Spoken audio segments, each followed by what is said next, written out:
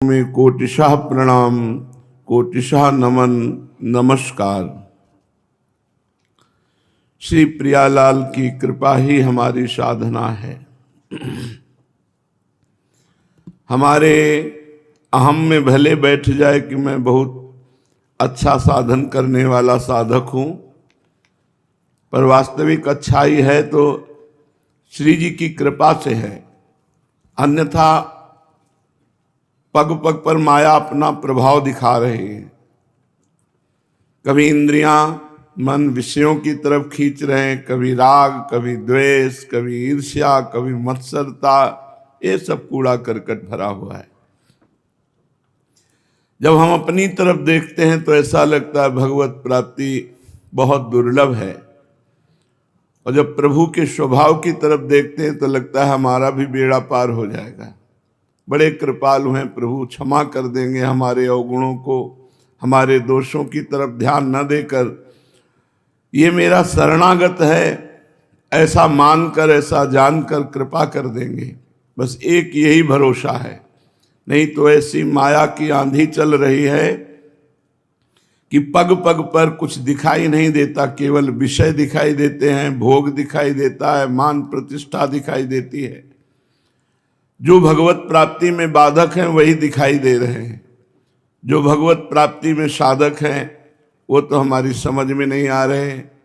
हमें तो केवल एक कृपा का भरोसा है, और वो कृपा का साक्षात स्वरूप है श्री वृंदावन धाम।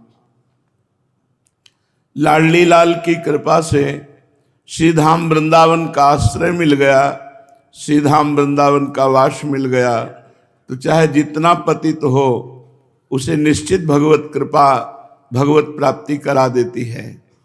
श्रीपाद प्रबोधानंद जी महाराज कह रहे, राधापति रति कंदम वृंदावन में जीवनम एषाम तच्चरणाम्बुज रेणो रासा मेवा हमाशा से। श्री राधा प्राणपति श्री लाडली लाल, श्री राधा उनके प्राणपति, लाडली लाल जिस धाम में निरंतर विलसते हैं उनका निज धाम ये वृंदावन है। और वृंदावन जिसका जीवनाधार है, जिसका जीवन वृंदावन बन गया है, अर्थात जिसने राधापति उदारधीर श्री प्रिया प्रीतम जी के इस निज महल को अपना जीवन मान लिया है कि अब साधन साध्य ये सब वार्ता हमारे बस की नहीं। हम तो श्री धाम वृंदावन के वासी हैं, बस राधा राधा राधा राधा। तो श्रीपाद कहते हैं वो इतना महान हो जाता है कि मैं उनके चरणों के पराग की प्राप्ति की आशा रखता हूं। जिसने अपनी आशा श्रीधाम वृंदावन में समर्पित कर दी और प्राण वृंदावन, जीवन वृंदावन, सर्वस्व वृंदावन ऐसा स्वीकार कर लिया, तो श्रीपाद कहते हैं मैं उसके चरणों की रज की आशा करता हूं और प्रार्थना करता हूं ऐसे अखंड वृंदावन वासी का ही मुझे संग प्राप्त हो। गृणन्ति सुख सारिका सुचरितानि राधापते तदेक परितुष्टये तरुलता सदोत्फुल्लिता शरांसि कमलोत्पलादिभिः रधुश्च यत्र श्रियं तदुत्सव कृते मनः स्मर तदेव वृंदावनम। हम ऐसे वृंदावन का स्मरण करते हैं। गृणन्ति सुख सारिका सुचरितानि राधापते, जहां के सुख और सारिकाएं श्री राधा वल्लभ लाल के प्रेम चरित्रों का गायन करते हैं। जहां के पक्षी वृंदावनाधीश्वर युगल सरकार के लीला चरित्रों का गायन करते हैं, जहां की तरुलताएं केवल प्रिया प्रीतम को संतुष्ट करने के लिए, परितुष्ट करने के लिए नवम नवम पल्लव, नवम नवम पुष्प, नवीन नवीन सुगंध ये बिखेरते रहते हैं। वृंदावन में शोभा छाई हुई है केवल प्रिया प्रीतम के परितुष्टता के लिए। जहां के पक्षी केवल प्रिया प्रीतम का जस गान करते हैं, जहां की लताएं सुंदर पत्र, पुष्प, पराग, सुगंध बिखेर रही केवल प्रिया प्रीतम के लिए, जहां के सरोवर मानो आनंदित हो रहे हैं, ऐसा प्रदर्शन करते हैं। नील कमल, श्वेत कमल, अरुण कमल, पीत कमल ये खिल रहे हैं प्रिया प्रीतम के लिए। जहां के सरोवर अपना आनंद कमल के रूप में प्रकट कर रहे हैं, ऐसे में श्री धाम वृंदावन का जो निरंतर राधा कांत को अपने आनंद शोभा में मत्त किए हुए है, ऐसे वृंदावन धाम का हम आश्रय लेते हैं, ऐसे वृंदावन का हम वास स्वीकार करते हैं और सदैव ऐसे ही वृंदावन की हम शोभा का स्मरण करते हैं। नाना केलि निकुंज मंडप युते, नाना सरो वापिका, रम्ये गुल्मलता द्रुमैश्च परितो, नाना विधैः शोभिते, नाना जाति समुल्लसत् खगमृगैर्, नाना विलासस्थली, प्रोन्मीलन मणिरोचिषि प्रिय कदा, ध्येयोऽसि वृंदावने।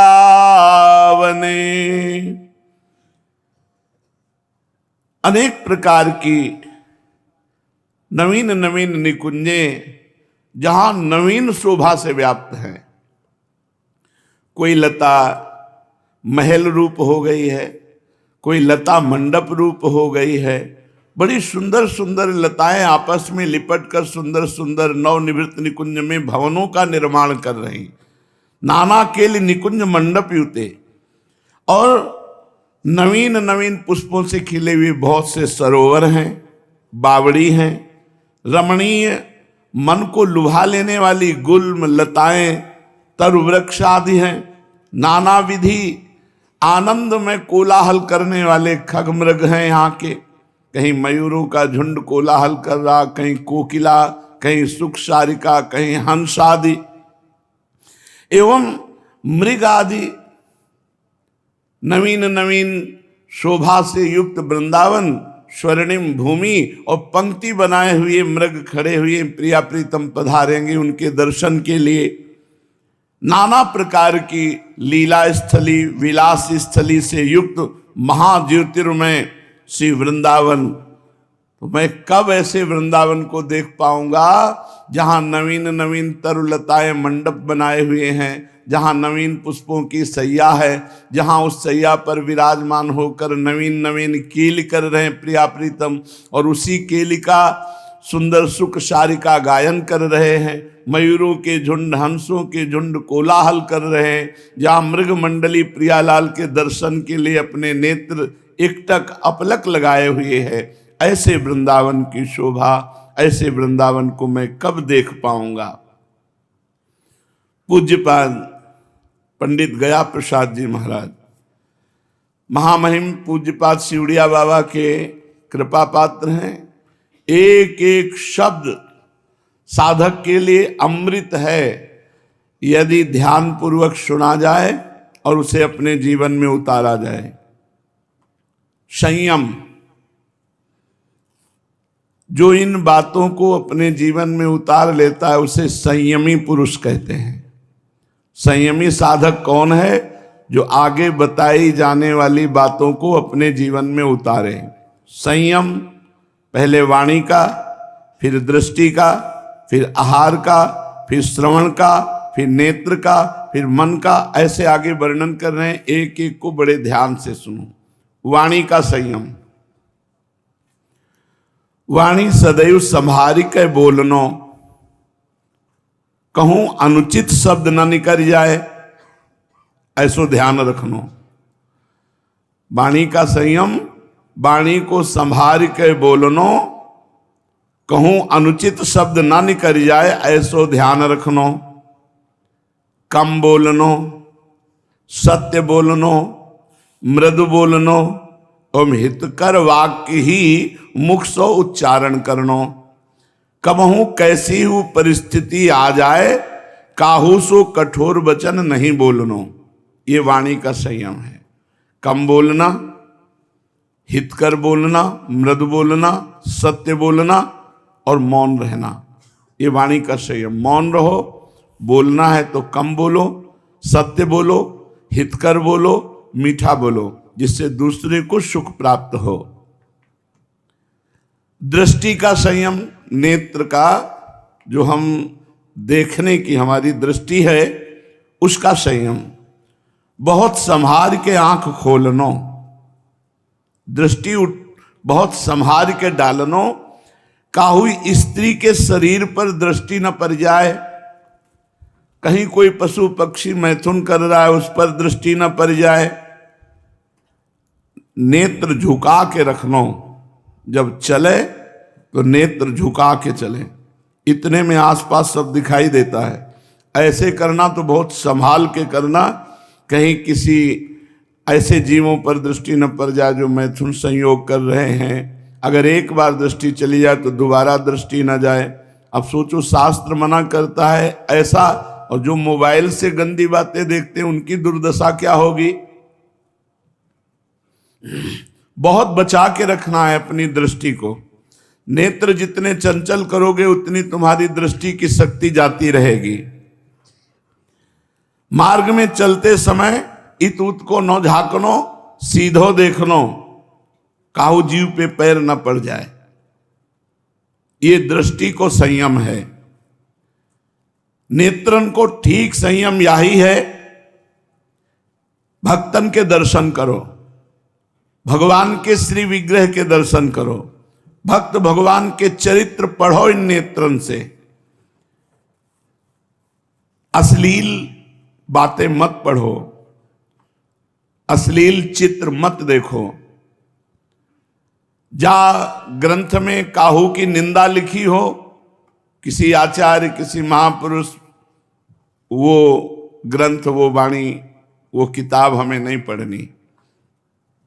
खंडन लिखे होए ऐसी पोथी नहीं पढ़नी।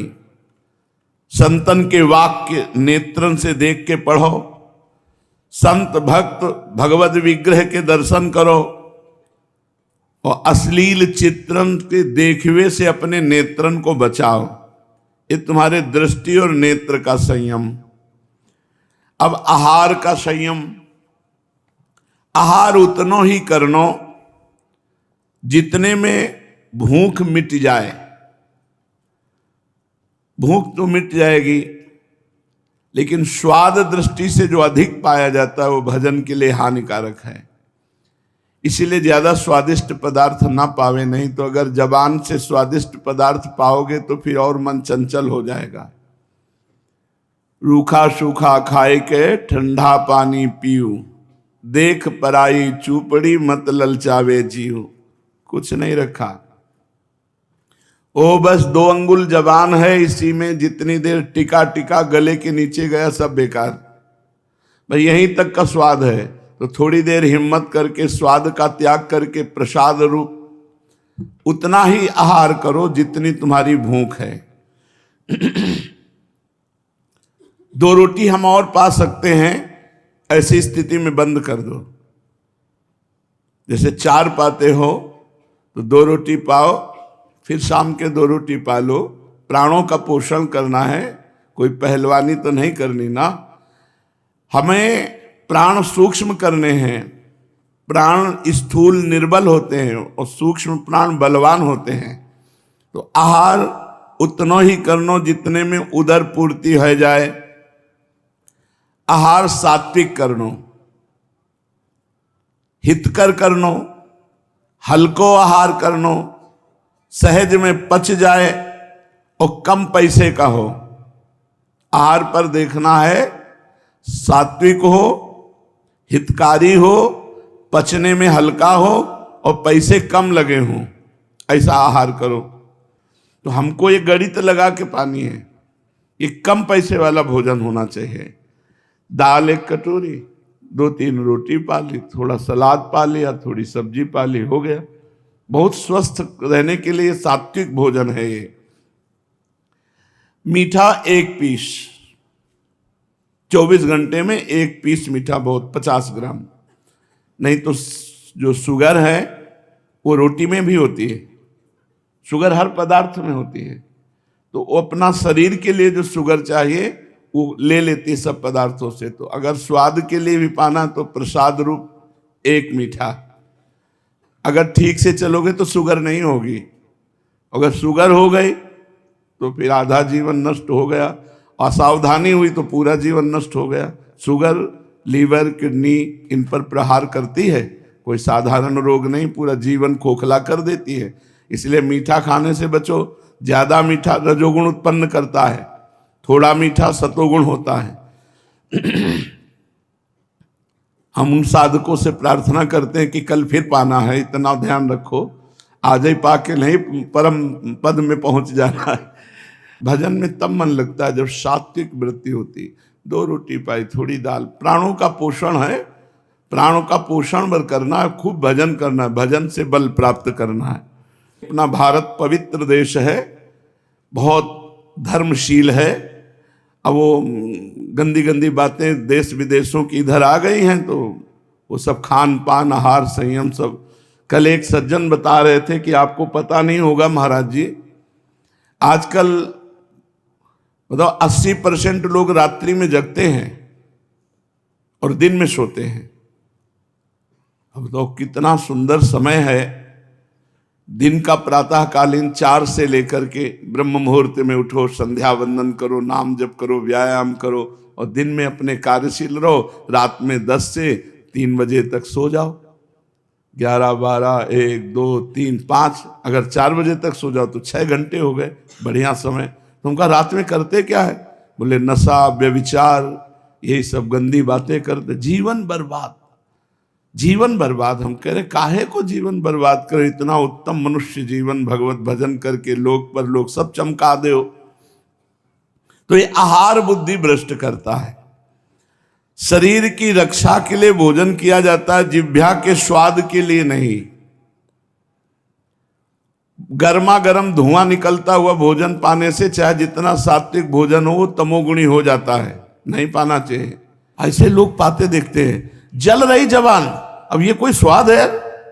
जवान में नहीं रखा जा रहा, ऐसे ऐसे कर रहे हो, खा। अरे थोड़ा ठहर जाए यार, कोई उठा थोड़ी ले जाएगा। थोड़ा राधा राधा नाम जप कर, थोड़ा ठंडा हो जाए, धुआं निकल जाए, फिर पा। धुआं निकलता हुआ भोजन नहीं पाना चाहिए। और अपने को धुआं वाला तो मिल ही नहीं सकता है, क्योंकि गरम गरम अनुकूल भोग तो पहले प्रियालाल को लगेगा, प्रियालाल के बाद जो प्रसाद मिलेगा वो अद्भुत स्वादिष्ट, उच्छिष्टामृत भुक्त वैव। गर्मा गर्म तो पा ही नहीं सकते ना, प्रियालाल को अर्पित करके पाना है। जिह्वा के स्वाद के विचारसों को आहार न करनो, बहुत गरम और भारी भरकम जो तला हुआ है, ये इसको साधक ना खाए ज्यादा। ये समोसा है, पूड़ी है, कचौड़ी है, हलवा है, गुलाब जामुन है, लड्डू है, जलेबी है, इमरती है। आहार संभालनो, लाल मिर्च, खटाई, ज्यादा मिठाई, उत्तेजक, बासी भोजन। वैसे भूख रखने का अभ्यास बनाना चाहिए। 1-2 दिन बिल्कुल कुछ नहीं खाया, खूब भजन डट के हो रहा है और कोई जान नहीं पाया, ऐसा अभ्यास रखना चाहिए। कभी भोजन पाके भी, कभी बिना भोजन के भी भजन का अभ्यास करें। कभी कोई नशा ना करे। भोजन करते समय विशेष सावधानी ये है कि उस समय का विचार आपके 24 घंटा के लिए आहार के साथ जा रहा है विचार, तो किसी की गुस्सा वाली बात न याद करे, कोई काम भोग वाली बात न याद करे, कोई गंदे विषय याद न करे। उस समय जरूर पद चिंतन करे, या नाम जप करते हुए आराम आराम से, कोई भागम भाग नहीं पड़ा है, आराम आराम से भोजन पाओ। पर इतना आराम से भी नहीं कि 1.5 घंटा 1.25 घंटा 2 पंक्ति उठ गई आराम आराम से पा रहे हैं। कितना पाना है?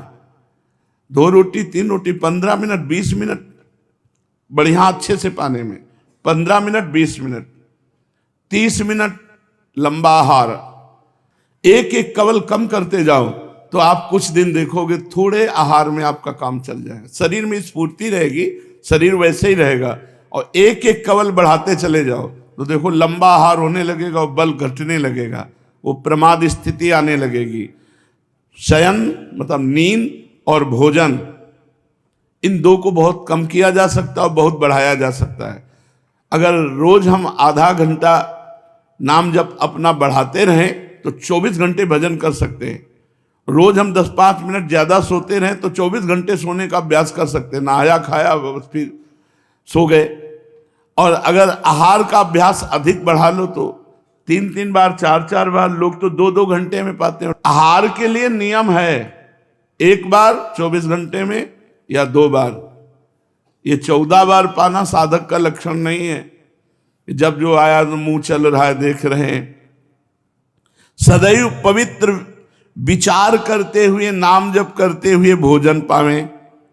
भोजन के समय काहू सो क्रोध न करें, ऐसे करिबो सो भोजन को रस बनिवे की अपेक्षा भोजन विष हो जाए। शरीर में नाना प्रकार की विकृति पैदा करे, साथ ही आसों भाव और रक्त दोनों दूषित हो जाएं तो भोजन करते समय कभी किसी से क्रोध न करें। कबहू श्री भगवत असमर्पित आहार ग्रहण न करें। जो भगवान को भोग ना लगाया गया वो कभी अलग से ना पावें, जो भगवान को भोग लगा वही प्रसाद पावें। और बड़ी महिमा है ये निष्ठा रखने की। एक अंगद जी नाम के महाभागवत हुए हैं। वैसे वो स्वभाव से तो पहले नास्तिक प्रवृत्ति के थे।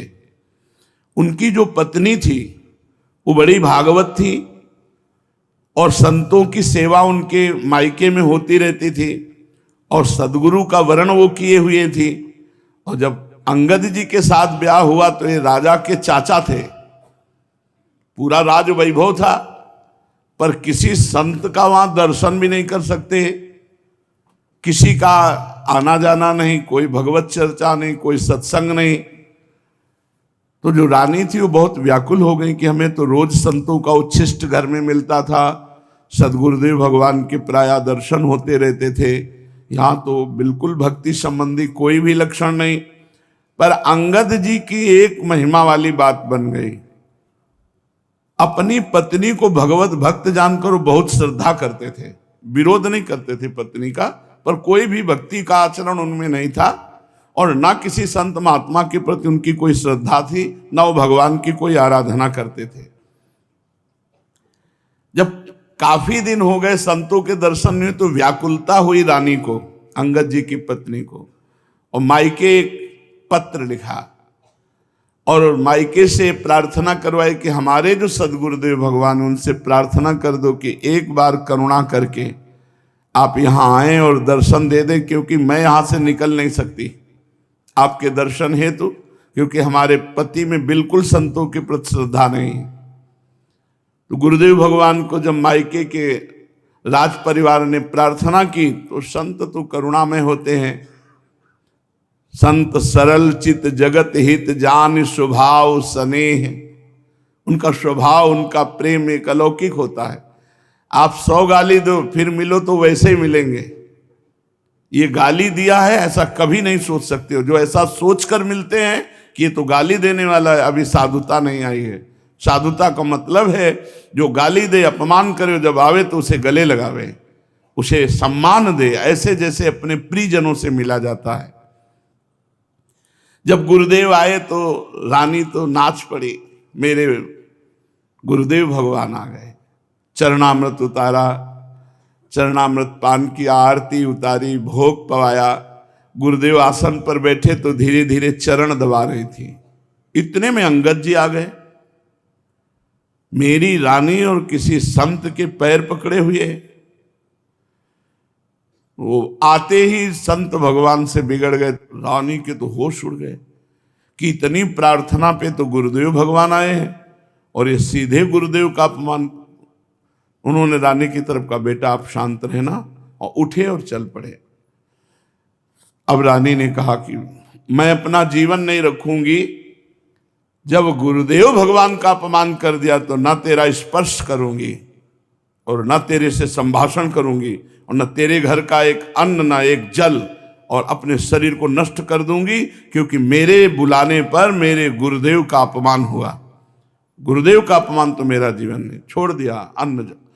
और अंगद जी बहुत आसक्त थे अपनी पत्नी पे, उनका हृदय बड़ा व्याकुल हो गया।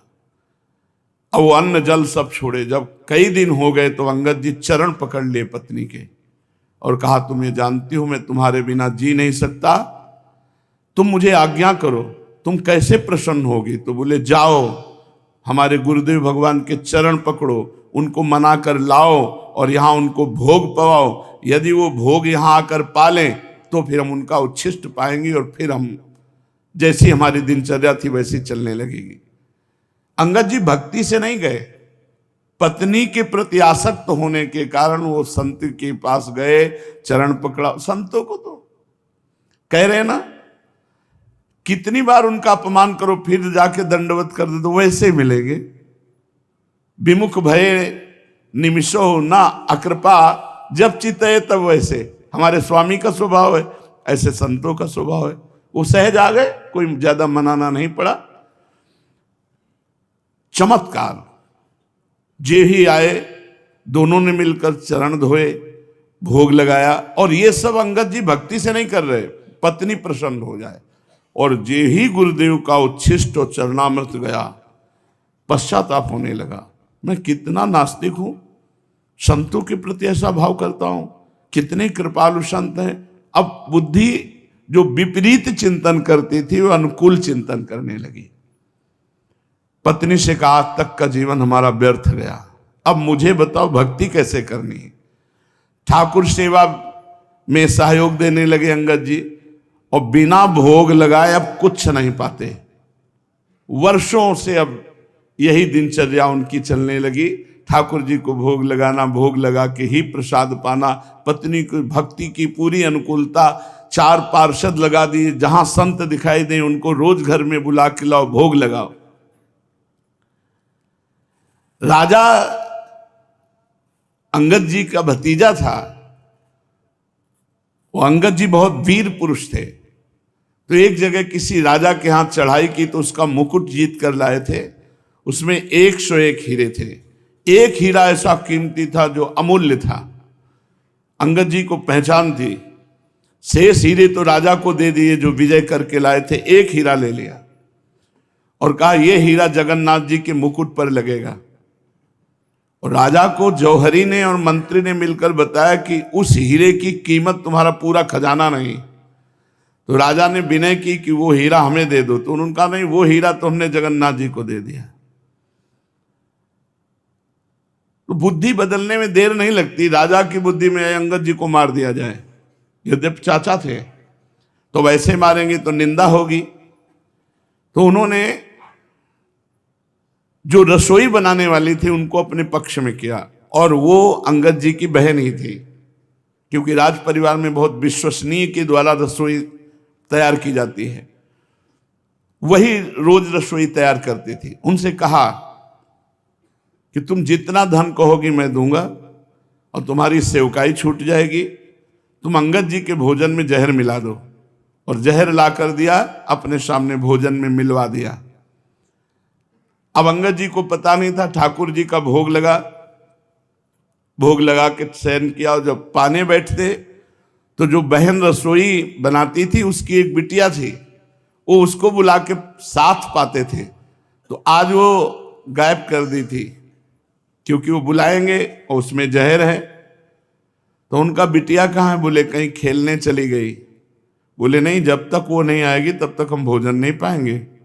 इस बात का प्रभाव उस बहन पर पड़ा कि मेरी पुत्री से इतना प्रेम, तो उनका भैया भोजन मत पाना। उनका क्यों? उनका राजा ने मुझे प्रेरित करके प्रलोभित कर दिया, मेरी बुद्धि भ्रष्ट हो गई, इसमें मैंने जहर मिला दिया है आपके लिए। तो उनका आपने ठाकुर जी को भोग लगा दिया, मैं जहर का भोजन ठाकुर जी को लगा दिया, अब ठाकुर जी पाले, अब मैं कैसे हटा सकता हूं। और अंगद जी ने पूरा भोजन पा लिया, चाट कर पा लिया। कोई भी प्रभाव जहर का अंगद जी के ऊपर बिल्कुल नहीं पड़ा, स्वस्थ एकदम, कोई प्रभाव नहीं। प्रसाद, तो यहां पूज्य पंडित गया प्रसाद जी महाराज कह रहे हैं, असमर्पित भोजन कभी मत पाना, जब पाओ तो ठाकुर जी का प्रसाद। मान लो ऐसी जगह कहीं आप हो जहां ठाकुर सेवा नहीं है और आपके सामने भोजन आ गया है, तो आप उस समय 1 मिनट आंख मूंदो, अपने इष्ट देव का ध्यान करो और प्रभु को अर्पित करके फिर नाम जप करो 2-4 बार, और जय हो प्रभु की जय करके अर्पित करके पाओ। बिना प्रभु को अर्पित किए पानी भी मत पियो, तो तुम्हारी बुद्धि शुद्ध हो जाएगी। वाणी का संयम, दृष्टि नेत्र का संयम और आहार का संयम, अब श्रवण का संयम। श्रवण इंद्रिय से सावधान रहो कि किसी संत की निंदा सुनने को न मिल जाए।